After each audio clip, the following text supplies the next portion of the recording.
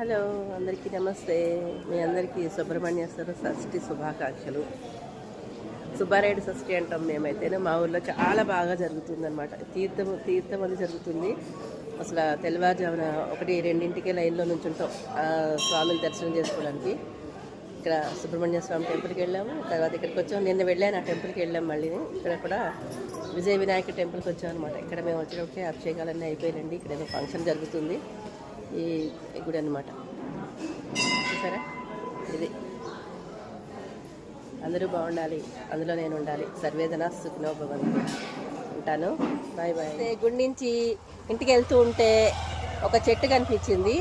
ఆ చెట్టు ఏంటనేది నాకు తెలుసు, మీరు గెస్ చేసి చెప్పండి ఏంటనేది. కరెక్టా కాదా నేను ఆన్సర్ ఇస్తాను, సరేనా? చూపిస్తా చూడండి. ఇదిగో చూడండి, కనిపిస్తుందా మీకు క్లియర్గా?